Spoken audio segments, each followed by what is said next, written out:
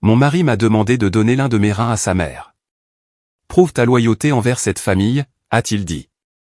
J'ai accepté.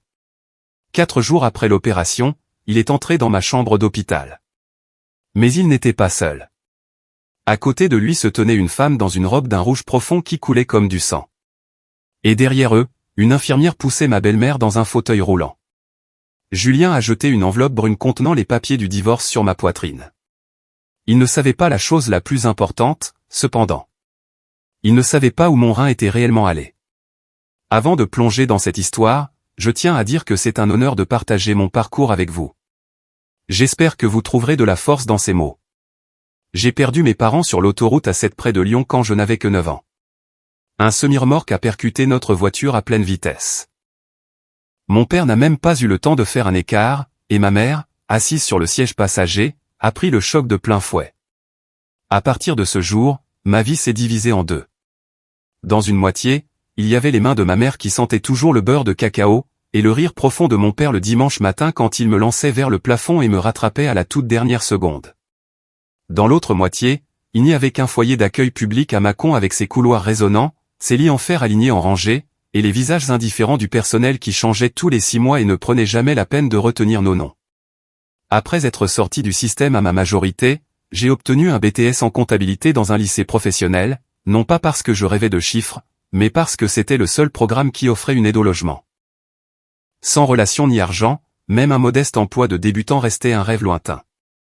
Les employeurs regardaient l'historique de l'aide sociale à l'enfance sur ma candidature et promettaient poliment de rappeler, un appel qui ne venait jamais.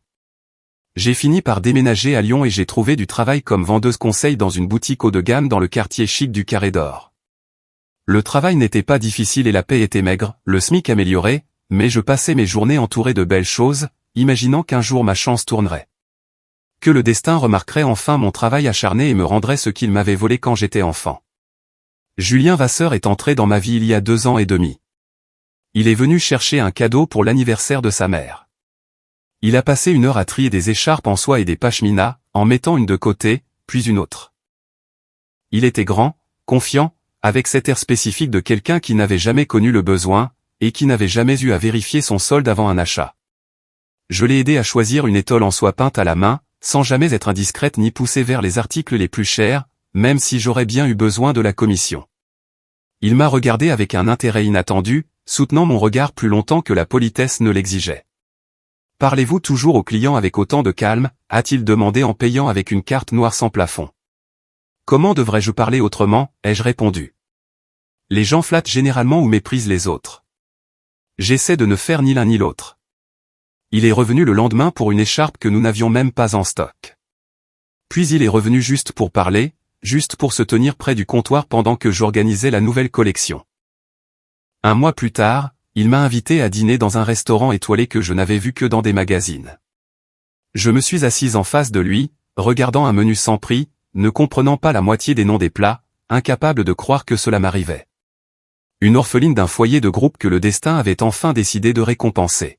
« Es-tu vraiment toute seule ?» a-t-il demandé ce soir-là, couvrant ma main de la sienne. « Plus de famille. »« Personne du tout », lui ai-je dit.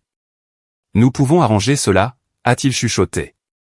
Nous nous sommes mariés 6 mois plus tard lors d'une petite cérémonie tranquille à la mairie d'un arrondissement périphérique. Julien a expliqué que c'était le souhait de sa mère de ne pas gaspiller d'argent pour un événement tape à accent grave-l'œil. Je n'ai pas discuté, même si je rêvais secrètement d'une robe blanche et d'un bouquet sur des photos que je pourrais accrocher au mur et montrer à mes futurs enfants. Mais le plus important était que j'avais enfin une famille, un foyer, et un homme qui promettait d'être à mes côtés pour toujours. Même si ma belle-mère, Béatrice Vasseur, me regardait avec un mépris à peine voilé et ne manquait jamais une occasion de me rappeler mes origines modestes. Même si je me sentais comme une invitée indésirable dans leur immense villa des Monts d'Or, effrayé de marcher dans le couloir ou d'ouvrir le réfrigérateur américain sans permission, je me disais que je pouvais tout endurer. Je gagnerais leur amour par la patience et le dévouement, tout comme j'avais gagné tout le reste dans ma vie. Pendant 2 ans, j'ai fait de mon mieux. J'ai mis mon âme dans chaque détail. Je cuisinais des dîners à partir de recettes élaborées que Béatrice goûtait à peine avant de repousser son assiette avec une grimace. Je lui achetais des cadeaux, des parfums, des bijoux, des étoiles qui disparaissaient dans les profondeurs de son dressing et qu'on ne revoyait jamais. Je souriais quand elle m'appelait son cas social devant les invités. Puis, Béatrice est tombée malade. Le diagnostic était une condamnation à mort. Insuffisance rénale chronique, dialyse 3 fois par semaine dans une clinique privée. Son cœur s'affaiblissait de mois en mois. Les médecins dans leur cabinet des beaux quartiers secouaient la tête. La liste d'attente pour un donneur prendrait des années. Et elle n'avait pas des années. Elle avait des mois, peut-être des semaines. Julien a entamé la conversation dans un couloir d'hôpital alors que sa mère était allongée derrière une paroi vitrée, reliée à une machine de dialyse. Il s'est mis à genoux devant moi, là, sur le carrelage froid, et a pris mes mains dans les siennes. C'était un geste que je n'avais vu que dans les films. Je sais ce que je demande. Sa voix tremblait. Je sais que c'est trop, mais tu es la seule qui puisse la sauver. Tu es la seule au monde. J'ai vérifié tes dossiers, Amélie. Tu te souviens de cet examen médical que tu as passé il y a 6 mois? J'ai demandé au médecin de vérifier la compatibilité juste au cas où. Tu es un match parfait. 1 sur 1000. Et c'est toi. Je suis resté là en silence, essayant de traiter ces paroles à travers le bruit montant dans ma tête, donner un rein, un morceau de mon corps. Et toi, ai-je finalement demandé, ma voix rauque. Tu es son fils, son propre sang. Pourquoi pas toi? Julien a sorti un morceau de papier plié de la poche de sa veste. C'était un rapport médical datant d'il y a 1 an, couvert de tampons et de signatures. Incompatibilité. J'ai été le premier testé quand elle a été diagnostiquée. Penses-tu que je te demanderais cela si je pouvais le faire moi-même? Penses-tu que je ne lui donnerais pas mes 2 reins si c'était possible? J'ai regardé les lignes de texte, les abréviations confuses et les termes latins qui ne signifiaient rien pour moi. Je l'ai cru parce que je voulais le croire, parce que je ne connaissais pas d'autre moyen. Toute ma vie était construite sur l'espoir que les gens étaient fondamentalement bons. Julien ne me demanderait jamais cela s'il y avait un autre choix. Il m'aimait, n'est-ce pas? Pendant 3 jours, il n'a pas relâché la pression. Il ne m'a laissé aucun temps pour réfléchir, aucun temps pour parler à qui que ce soit d'autre. Il m'apportait le café au lit, caressait mes cheveux, disait toutes les bonnes choses sur le bon ton. Il me serrait si fort que j'en oubliais d'avoir peur. Tu feras vraiment partie de la famille maintenant, chuchotait-il dans l'obscurité de notre chambre. Pas juste un nom sur un livret de famille, mais chair et sang. Ma mère t'aimera comme sa propre fille. Je le jure. Et après l'opération, nous nous envolerons pour Bora Bora, juste toi et moi, pour un mois entier. Tu mérites le meilleur, Amélie. J'imaginais le sourire reconnaissant de Béatrice. Je l'imaginais me serrant dans ses bras pour la première fois sans froideur. Je l'imaginais disant « Merci, ma fille ». Et la peur du bistouri reculait. J'avais voulu appartenir à quelqu'un depuis si longtemps. Voici ma chance de prouver ma valeur, non pas avec des mots, mais avec un sacrifice. D'accord, ai-je dit le 3e jour. Ma propre voix semblait lointaine. Je vais le faire. Julien m'a attiré contre lui, enfouissant son visage dans mes cheveux. Je n'ai pas vu le sourire triomphant qui a traversé ses lèvres. La veille de l'opération, je signais des documents dans le bureau du médecin-chef. La pile de papier devenait de plus en plus haute, consentement éclairé, décharge, protocole, chacun avec son propre numéro SO. Ma tête battait la chamade par manque de sommeil, les lignes devenaient floues devant mes yeux. Encore un ici, a dit Julien en pointant une clause. Sa voix était décontractée, professionnelle. Formalité standard pour un plan de secours. Tous les hôpitaux l'exigent. Je l'ai lu sans vraiment en absorber le sens. Quelque chose sur la possibilité d'utiliser l'organe pour un autre patient si le receveur principal était jugé médicalement inapte au dernier moment. Qu'est-ce que cela importait? Je voulais juste que ce soit fini. Je voulais me réveiller dans une semaine quand les points de suture cicatriseraient, que la douleur aurait disparu et que ma belle-mère me regarderait avec chaleur. J'ai signé le papier. Le lendemain matin, alors qu'on me roulait dans le couloir sur un brancard, les néons au-dessus fusionnaient en une seule traînée blanche, pulsant au rythme de mon cœur. Julien marchait à côté de moi, tenant ma main. « Je t'attendrai », a-t-il dit aux portes du bloc opératoire, se penchant pour m'embrasser. « Dès que tu te réveilleras, je serai là. Mon visage sera la première chose que tu verras, et ensuite Bora Bora. » Je voulais dire quelque chose d'important que je portais en moi, mais le brancardier a poussé le chariot vers l'avant. La dernière chose dont je me suis souvenu avant que l'anesthésie ne m'emporte, c'était son visage dans l'ouverture des portes battantes qui se fermaient. Si familier, si aimé, ou du moins le pensais-je. Je me suis réveillé dans un monde différent. Le plafond au-dessus de moi n'était pas le blanc immaculé de l'aile privée que Julien avait promise. Il était gris avec des taches inégales de vieille peinture. Au lieu d'une chambre particulière avec vue sur les arbres, il y avait 4 lits alignés. Au lieu de la paix et du calme, il y avait la toux rauque d'un patient près de la fenêtre et le bourdonnement d'une télévision diffusant un jeu télévisé. La douleur dans mon côté gauche m'a frappé par vagues, épaisses et lourdes, devenant insupportable à chaque respiration. J'ai essayé de bouger, mais mon corps n'obéissait pas. J'ai senti un drain sous ma main, disparaissant sous un épais pansement de gaz.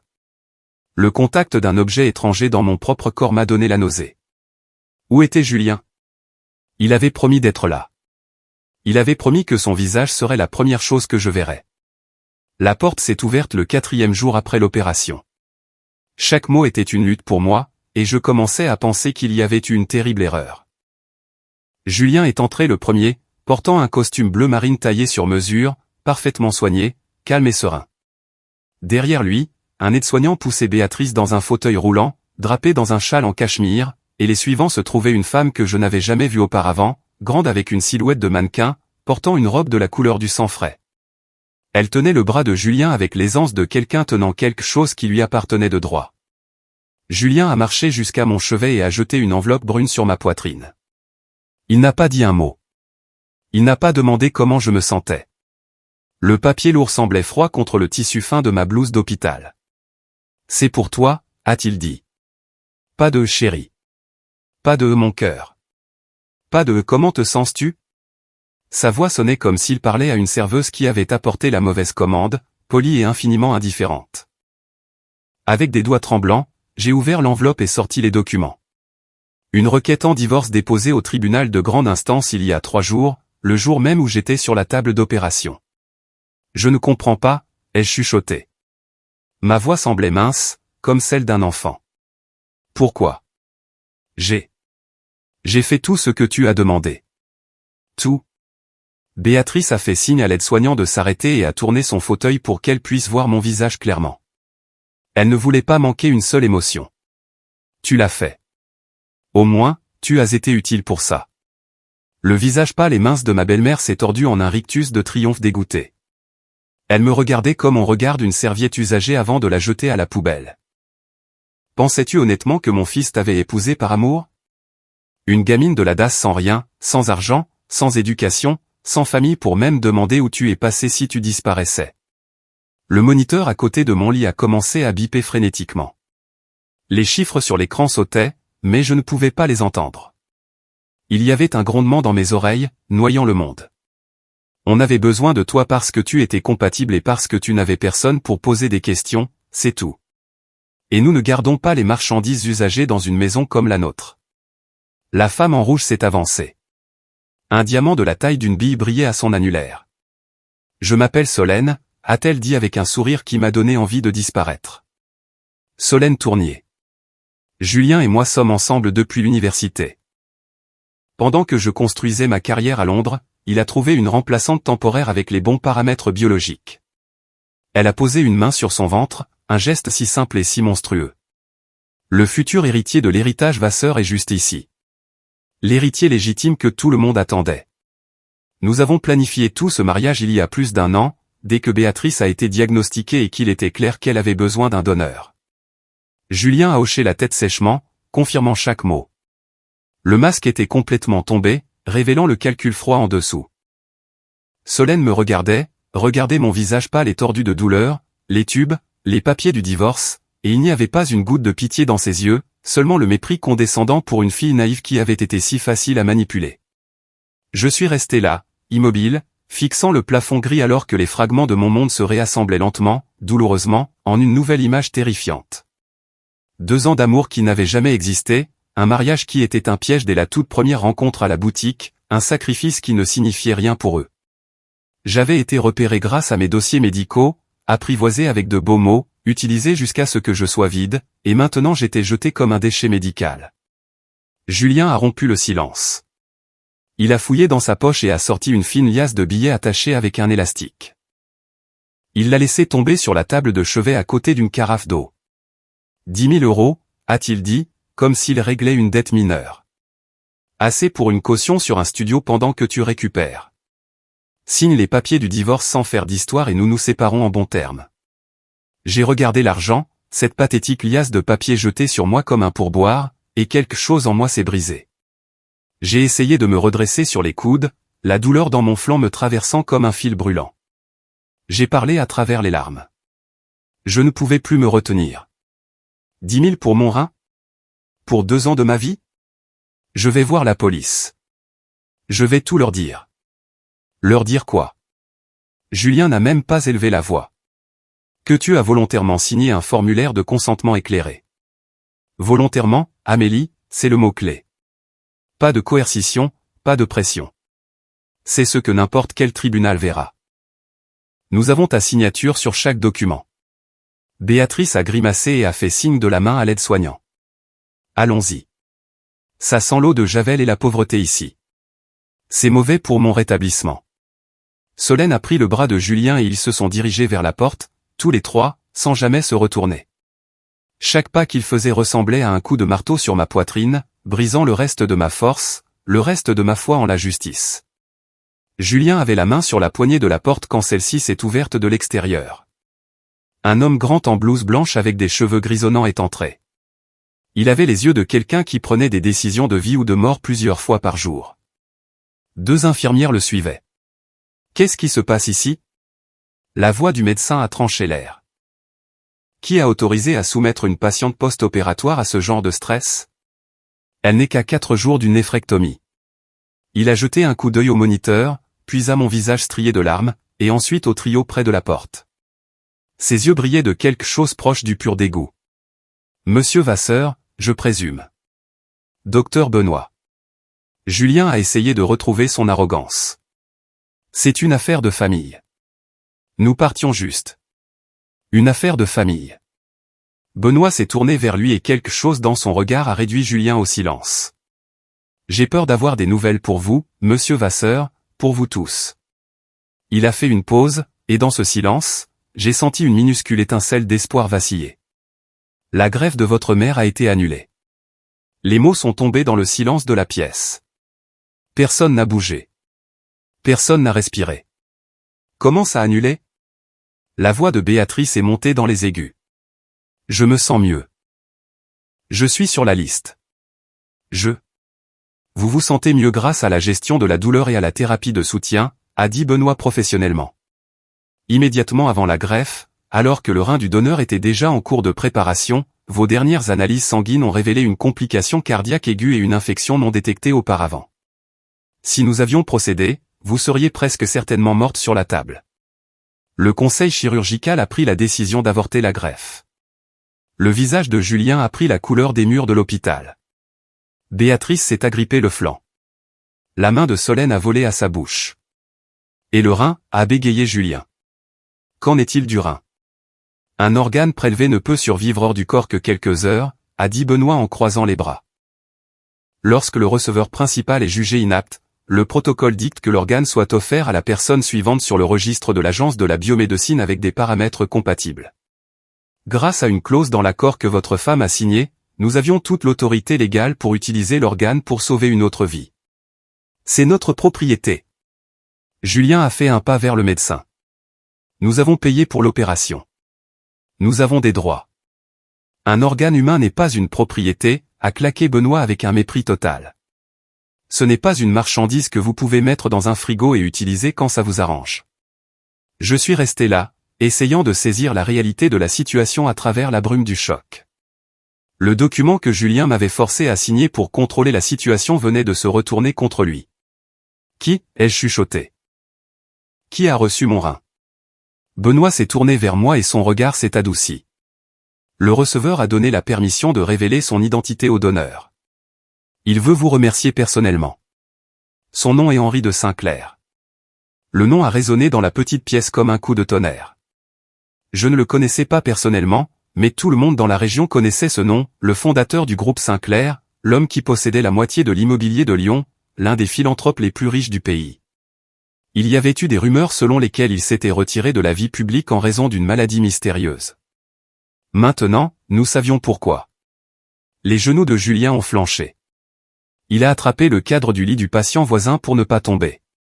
Ses lèvres bougeaient, répétant silencieusement le nom du milliardaire. Son entreprise textile et sa petite villa n'étaient rien comparées à un homme comme Sinclair. L'assistant de M. de Sinclair m'a demandé de vous transmettre, a continué Benoît, ne s'adressant plus qu'à moi, qu'il souhaite vous transférer immédiatement dans une suite exécutive privée. Il veut remercier personnellement la femme qui lui a sauvé la vie.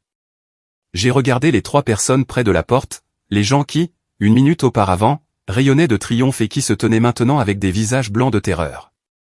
La tactique de Julien a changé instantanément. Sa voix est devenue mielleuse, implorante. « Amélie, chérie, oublie ces papiers. C'était une blague, un test. Nous étions juste dépassés. » Il a tendu la main vers la mienne, et je l'ai retirée si violemment que la douleur a éclaté dans mon flanc comme un fer rouge. Je n'ai pas émis un son. Je me suis juste tourné vers le médecin et j'ai parlé d'une voix que je ne me connaissais pas. Ferme, calme et glaciale. « Docteur, s'il vous plaît, appelez la sécurité. Il y a des étrangers dans ma chambre. » La sécurité est arrivée en 1 minute. Ils ont escorté un Julien qui se débattait vers la sortie. Ils ont fait sortir une Béatrice qui jurait sur son fauteuil roulant. Solène suivait derrière, ses talons claquant sur le linoléum, sa bague en diamant ne semblant plus aussi brillante. La porte s'est fermée et la chambre est devenue silencieuse.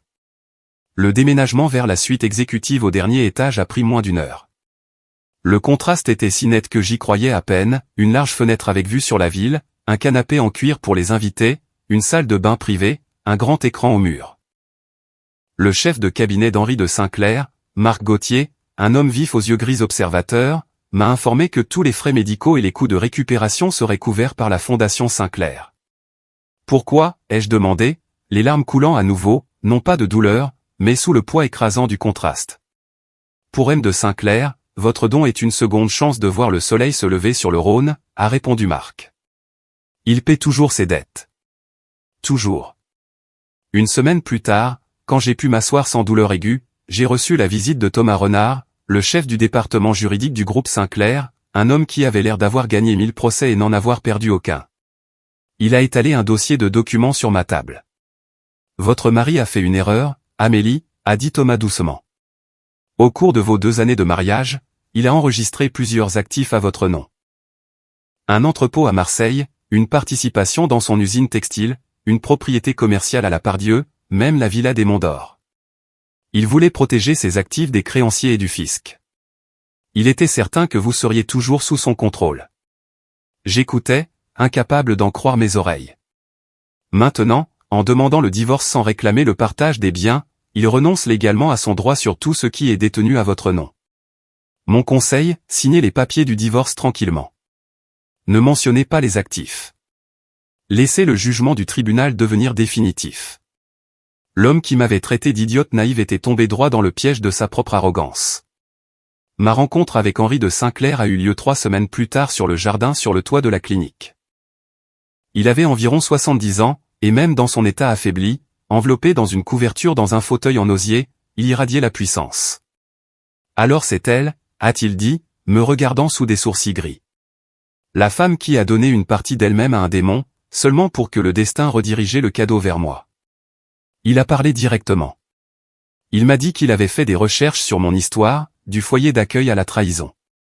Il a dit qu'il voyait quelque chose en moi qui lui rappelait sa petite fille décédée il y a 10 ans.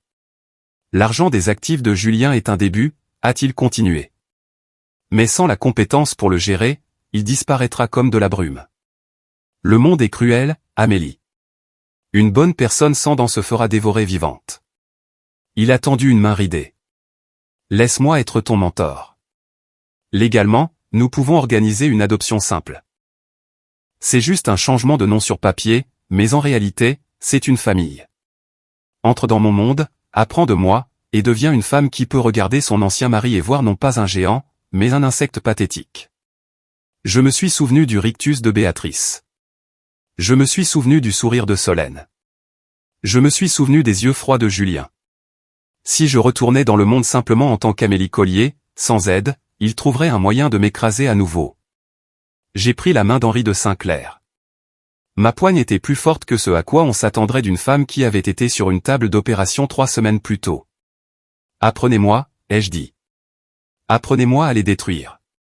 Sinclair a souri largement, une lueur prédatrice dans les yeux. Les mois qui ont suivi ont été implacables. 5 heures du matin signifiait kinésithérapie. 7 heures signifiait petit déjeuner avec Henri lisant les Échos. Pourquoi le secteur technologique a-t-il chuté? Comment cela affecte-t-il l'immobilier? De 9 heures à 15 heures, j'avais des tuteurs privés en gestion, en droit des affaires et en prise de parole en public. De 16 heures à 19 heures, j'assistais à de vraies négociations dans les bureaux de Sinclair. Je me suis jeté dans mes études avec la fureur de quelqu'un qui n'avait plus rien à perdre. Mon BTS en comptabilité était une base solide. Je n'avais simplement jamais eu la chance de construire dessus. Chaque leçon était une brique dans le mur de ma nouvelle identité.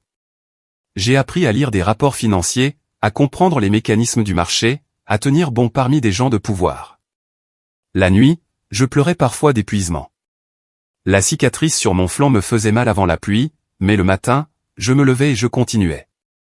Les changements extérieurs reflétaient les changements intérieurs.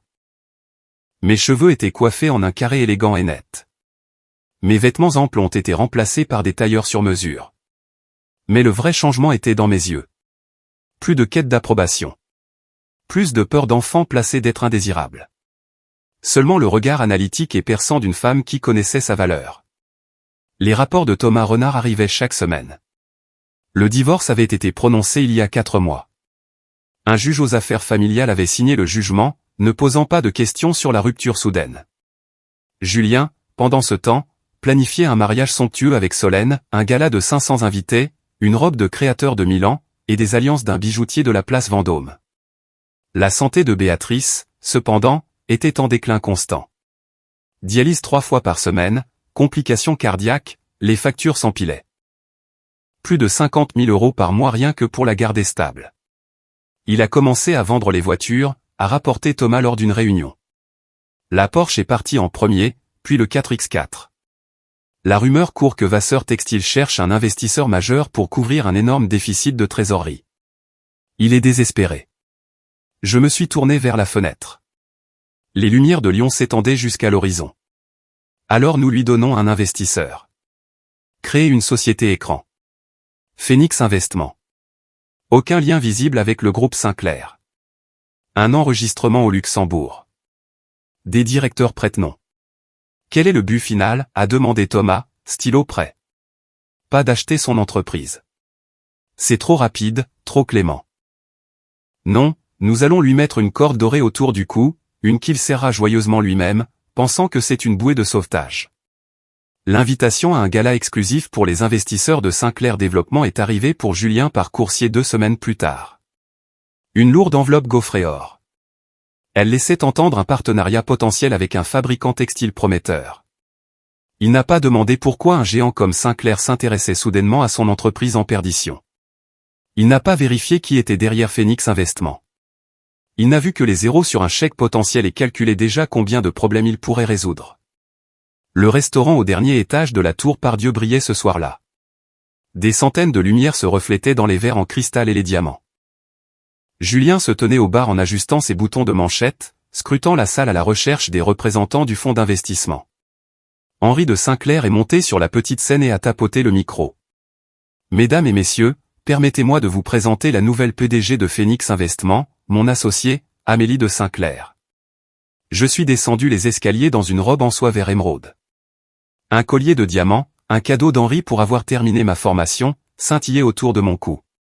Ma voix, alors que je parlais de la recherche de partenaires avec des réputations propres et des dossiers transparents, était stable et ferme. Le verre de Solène a glissé de ses doigts et s'est brisé sur le sol, attirant les regards de tous ceux qui se trouvaient à proximité. Julien est resté figé, oubliant de respirer. La femme qu'ils avaient laissée pour morte dans une salle commune était maintenant à la tête de la société d'investissement la plus puissante de la région, l'hôte de la soirée, le centre de tous les regards. C'est impossible, a chuchoté Solène, attrapant la manche de Julien. Nous devons partir maintenant. Attends. Julien a repoussé sa main. Elle m'aimait autrefois. Peut-être qu'elle m'aime encore. C'est notre chance. Tu ne vois pas. Il a fendu la foule et a appelé mon nom. Je me suis tourné. Mon visage était un masque de vide poli. Je vous demande pardon. Nous connaissons-nous? Amélie. C'est moi, Julien. Ton mari? J'ai incliné légèrement la tête. Ah, oui, monsieur Vasseur. J'ai lu votre dossier. Mon analyste l'a préparé. Chute des revenus, dettes impayées, un énorme déficit de trésorerie. Intéressant. Venez à mon bureau lundi. Nous discuterons des possibilités. Mais soyez prévenus, seulement les affaires, pas de sujet personnel. Le lundi, Julien était assis à l'extrémité d'une longue table de conférence en acajou, entouré d'avocats et d'analystes qui ont déchiqueté son rapport financier falsifié en quelques minutes. Les chiffres ne correspondaient pas aux relevés bancaires. Les fournisseurs n'existaient pas. Les revenus avaient été gonflés du jour au lendemain. Malgré tout cela, j'ai fait une pause, laissant le silence planer sur la salle. Nous sommes prêts à investir 2 millions d'euros. Julien a levé les yeux, incapable de croire sa chance.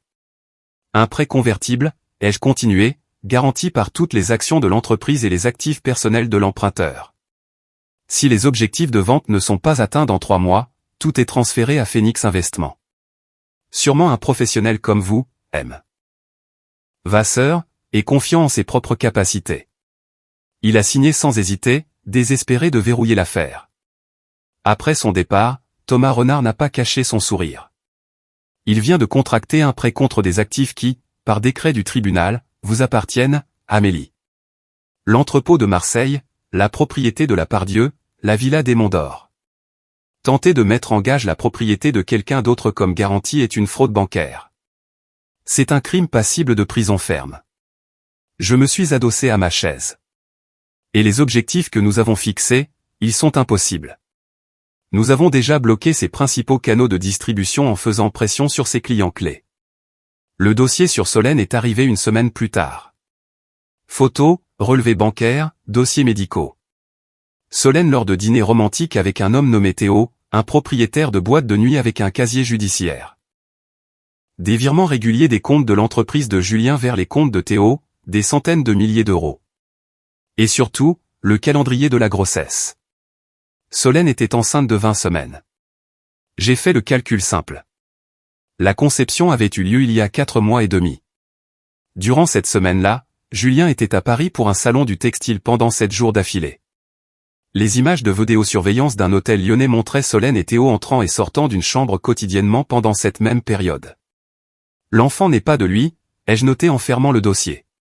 Solène prévoyait de le saigner à blanc et de s'enfuir avec son amant dès qu'elle aurait accès à une somme assez importante. Marc a confirmé un schéma classique. Julien, enhardi par le contrat, m'a invité à dîner pour célébrer le partenariat, dans un restaurant situé dans un vieux manoir historique. Bougies, nappe blanche, musique live. Il a joué de son charme, confessant ses regrets comme un homme hanté par sa conscience. Ma mère m'a mis la pression. Tu dois comprendre. Elle a toujours été si contrôlante. Et Solène, c'était une erreur, un fardeau que je suis prêt à lâcher. Je t'ai toujours aimé, Amélie. Je suis prêt à la quitter demain. Mettre ma mère dans un EHPAD public. N'importe quoi pour te ravoir.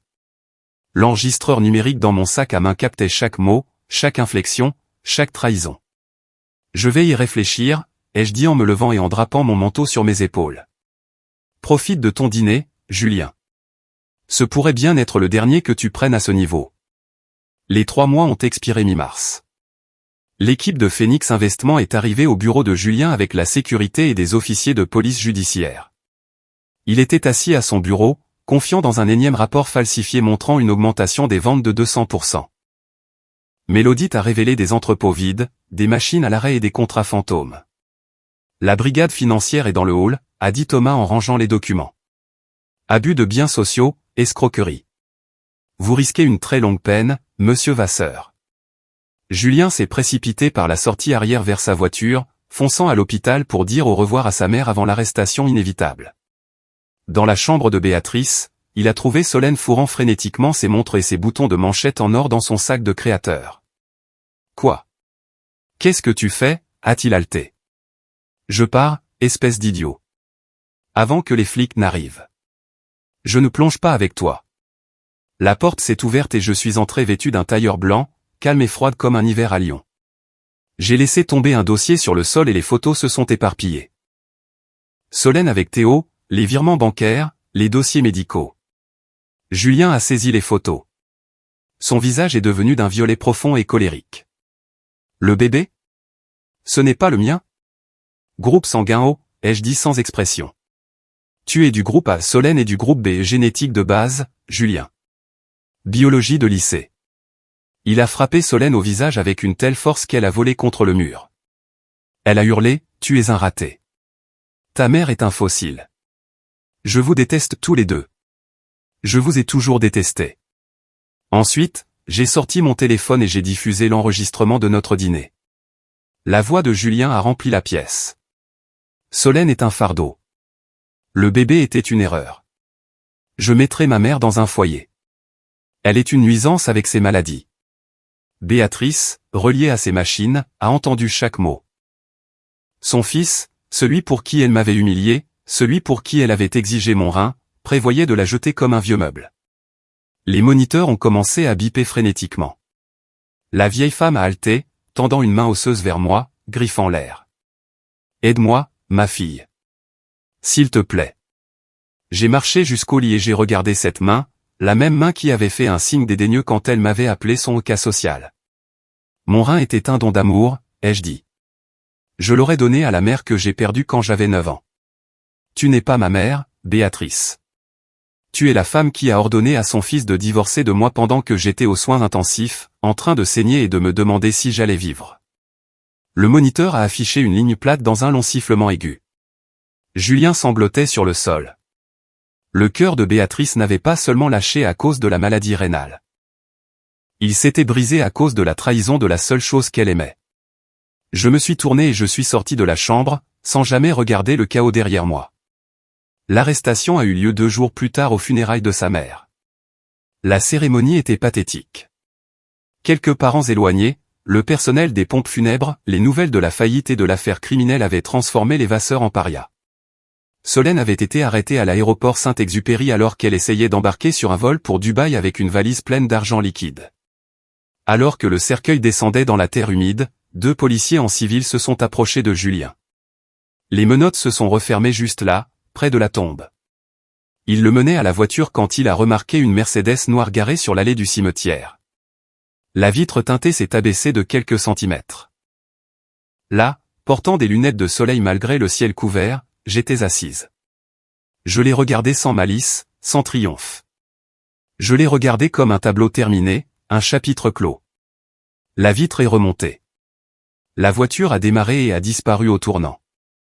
1 an plus tard, je me tenais dans un petit cimetière à Mâcon devant 2 pierres tombales modestes en granit gris. J'ai déposé des lys blancs sur les tombes de mes parents, maintenant bien entretenus, avec de l'herbe coupée et des fleurs fraîches. Je leur ai parlé doucement, leur racontant à quel point ma vie avait changé, comment j'aidais maintenant des gens dans des situations similaires, payant des traitements pour ceux qui ne pouvaient pas se les permettre, engageant des avocats pour ceux qui se faisaient escroquer. La cicatrice sur mon flanc gauche s'était estompée en une fine ligne pâle. Avant, je la détestais. Je la voyais comme un symbole de ma propre naïveté. Maintenant, je la voyais comme une médaille, la preuve que j'avais traversé l'enfer, touché le fond, et que j'étais remonté, plus forte et plus sage. Je dérange? Je me suis tourné à la voix familière. Le docteur Benoît se tenait sur le chemin avec 2 tasses de café. Il était en jean et chemise en flanelle, manches retroussées. M. de Sinclair m'a demandé de vous rappeler de ne pas rester dehors trop longtemps. Il y a une réunion du conseil demain. Dites-lui merci pour l'inquiétude. J'ai souri. Benoît a hésité. Amélie, avez-vous le temps pour un dîner? Pas un dîner d'affaires, juste un dîner entre nous. Je l'ai regardé, l'homme qui m'avait protégé ce jour-là à l'hôpital, qui avait pris de mes nouvelles tous les soirs pendant ma convalescence. Dans ses yeux, il n'y avait aucun calcul, seulement une admiration sincère. Que diriez-vous d'un petit bouchon lyonnais au centre-ville, ai-je demandé. Où avez-vous besoin de nappes blanches? Il a ri, un son chaud et ouvert, et a tendu la main. Nous avons marché sur le chemin ensemble, épaule contre épaule. Le soleil se couchait sur les collines, peignant le ciel en or. Il se coucherait, laissant le monde dans l'obscurité, mais demain, il se lèverait sûrement à nouveau. Et moi aussi.